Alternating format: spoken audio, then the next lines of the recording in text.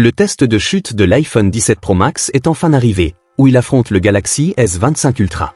Cette année, Apple semble avoir apporté des améliorations majeures. Le 17 Pro bénéficie non seulement d'une coque monocoque en aluminium, ce qui réduit considérablement la surface arrière en verre, mais aussi d'une protection céramique 4 fois plus résistante selon Apple. De plus, la face avant est encore plus résistante grâce à cette protection céramique, qui, selon Apple, offre une résistance aux rayures 3 fois supérieure. Bien sûr, le Galaxy a ses propres atouts. Il est équipé de la technologie Gorilla Armor de Corning à l'avant. Contrairement à Apple, il utilise toujours du titane au lieu de l'aluminium, tout en étant 15 grammes plus léger. Cela suffira-t-il à surpasser l'iPhone, ou les promesses de durabilité d'Apple se confirmeront-elles? Découvrons-le. Cet épisode est sponsorisé par ESR, qui a présenté sa nouvelle coque CyberTough, ainsi que sa protection d'écran Armor Eye Pro, fabriquée avec du verre Corning, le même fabricant que celui de l'iPhone. Cette coque est d'une robustesse à toute épreuve. ESR lui attribue une protection contre les chutes jusqu'à 7 mètres grâce à sa conception à 2 couches, une coque rigide pour la structure et une coque intérieure souple pour absorber les chocs.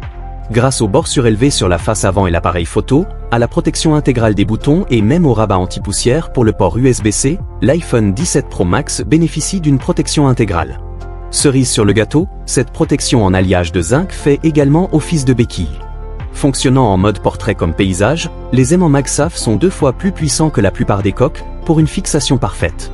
Pour compléter la coque, ESR affirme que sa nouvelle protection d'écran est non seulement 10 fois plus résistante que les modèles standards, tout en offrant une résistance aux rayures 2 fois supérieure, mais aussi très facile à installer grâce à son système de plateau en 2 étapes, et surtout, qu'elle réduit les reflets jusqu'à 50%. Et oui, lors de nos tests de chute, arrière, angle et face avant, cette combinaison a permis à l'iPhone de résister sans problème. Il fallait bien remplacer la protection d'écran, mais le téléphone en dessous est parfait. ESR propose également cette coque transparente classique si vous recherchez un modèle un peu plus fin tout en bénéficiant d'une protection contre les chutes de 3,3 mètres. Je vous mets donc tous les liens et informations nécessaires ci-dessous. Avant de commencer à tester ces téléphones, nous devons aborder 2 problèmes majeurs rencontrés lors de nos précédents tests de chute. Le premier concerne notre système de fixation. Même si nous utilisions des niveaux à bulles, leur précision n'était pas parfaite. Nous avons donc passé des semaines à concevoir et tester un système de montage sur mesure permettant de fixer les appareils avec une précision bien supérieure. Le deuxième problème concernait ce pavé en béton. Chaque fois que nous faisions tomber un téléphone dessus, le pavé se nivelait légèrement, ce qui fragilisait la surface au fil du temps. On pourrait penser qu'un simple changement de pavé suffirait à résoudre le problème, mais comme chaque pavé est fabriqué légèrement différemment, nos comparaisons croisées seraient incohérentes. Pour résoudre ce problème, nous avons opté pour du papier de verre. C'est le même type de surface que Corning utilise pour ses tests en laboratoire, ce qui permet de changer facilement de feuille après chaque passage, tout en conservant une uniformité. Pour être sûr de ne pas nous contenter de deviner le papier de verre à utiliser, nous avons acheté un rugosimètre professionnel et prélevé des dizaines d'échantillons sur de vrais trottoirs et asphalte.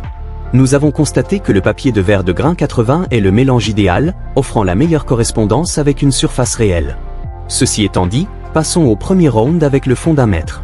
Bon, vous avez pu le voir dans cette vidéo au ralenti. La vitre arrière de l'iPhone se fissure, mais au moins, comparé au Galaxy, ce n'est pas si grave. Cela s'explique en partie par la réduction du risque de fissure, mais aussi par la résistance structurelle accrue offerte par la coque monocoque en aluminium. Sur le Galaxy, en revanche, non seulement le verre est brisé, mais on dirait même que celui près du téléobjectif s'affaisse légèrement. Et si l'on examine attentivement le système photo, on constate malheureusement que l'autofocus laser est également fissuré, tout comme les 2 téléobjectifs. La bonne nouvelle, c'est que cela ne semble pas affecter les fonctionnalités du Galaxy après notre inspection en 15 points, mais c'est une victoire nette pour l'iPhone au premier tour. Deuxième tour, chute d'1 mètre dans un coin. 2 à 1. La bonne nouvelle, c'est que les 2 téléphones sont toujours parfaitement fonctionnels, mais la mauvaise nouvelle, du moins pour l'iPhone, c'est que l'aluminium n'est pas du tout esthétique. Non seulement il est vraiment abîmé, mais il est aussi cabossé. Je crois que je n'ai jamais vu de tels dégâts. C'est peut-être simplement dû aux bordures plus fines qu'Apple utilise désormais par rapport à l'aluminium. Mais comparé au Galaxy et à son titane plus haut de gamme, il n'a rien à envier à l'iPhone 12. On dirait même que le Galaxy n'est pas tombé sur un coin, ce qui lui confère une victoire facile au deuxième tour. Troisième round, chute d'1 mètre. 3, 2, 1. Bon, moment de vérité. L'un de ces téléphones a-t-il survécu? Et non. Qu'on l'appelle Gorilla Armor ou Ceramic Shield 2, les 2 téléphones ont malheureusement leur verre fissuré. Je dois dire que, comparé aux générations précédentes d'il y a quelques années, ces fissures ne sont pas aussi graves que les éclats complets que nous avons vus. Mais au moins pour l'iPhone, la toile d'araignée a malencontreusement recouvert la nouvelle caméra selfie, ce qui a provoqué des problèmes de reflets. Heureusement, Face ID fonctionne toujours parfaitement, tout comme le lecteur d'empreintes digitales du Galaxy. Mais comme le Galaxy conserve ses fonctionnalités parfaites, il prend l'avantage au troisième tour. Quatrième round, fond de 1,5 m. 3, 2, 1. Donc, les deux téléphones ayant déjà leur vitre arrière fissurée, à ce stade, nous nous intéressons davantage à leur résistance au choc, ainsi qu'aux éventuels dommages secondaires. Pour l'iPhone, il n'y en a pas beaucoup. Il a quasiment la même apparence qu'avant, à part quelques éraflures autour du boîtier de l'appareil photo. Sur le Galaxy, c'est une autre histoire. Les 5 éléments de son système photo sont désormais fissurés. L'ultra grand angle est complètement détruit, et l'appareil photo principal du One X est également en très mauvais état. Et comme on pouvait s'y attendre, cela se ressent dans la qualité d'image, avec d'importants problèmes de flards sur l'ultra grand angle, ainsi qu'un léger flard sur l'appareil photo principal. En revanche, sur l'iPhone, le système photo tient parfaitement le coup, ce qui lui permet de remporter la quatrième manche. Cinquième round, chute d'un coin de 1,5 m. 2 à 1. Après cette chute d'un coin de 1,5 m, l'aluminium de l'iPhone paraît encore pire qu'avant, avec une grande partie de la peinture orange qui s'écaille.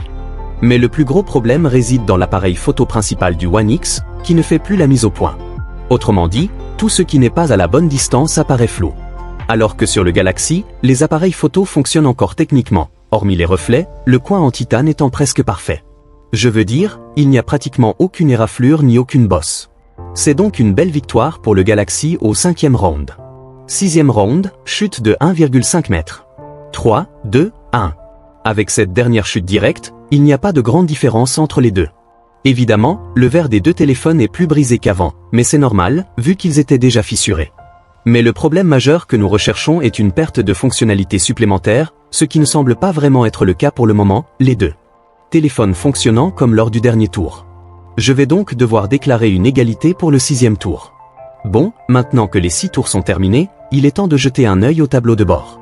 Lors du premier test, la coque monocoque en aluminium de l'iPhone a permis de réduire les dommages, non seulement à la vitre, mais aussi au système photo. Lors du deuxième test, le titane du Galaxy semblait quasiment intact comparé au cadre éraflé et bosselé de l'iPhone. Lors du troisième test, les téléphones ont présenté un comportement similaire, à l'exception d'une fine fissure au niveau de la caméra selfie de l'iPhone. Au quatrième round, chaque élément du système photo du Galaxy s'est fissuré ou brisé, l'iPhone n'ayant subi que quelques éraflures. Au 5e round, toute cette force brutale sur le coin a fait perdre à l'iPhone la fonctionnalité de son appareil photo principal One X, ce qui aurait sans doute coûté plus cher à réparer. Enfin, au 6e round, les deux téléphones ont tenu à peu près la même distance, ce qui signifie qu'au final, il y a égalité. Mais comment faites-vous pour y arriver? Dites-le moi dans les commentaires. Bref, c'est tout pour moi dans cette vidéo. Merci d'avoir regardé, comme toujours, à bientôt pour le prochain vidéo.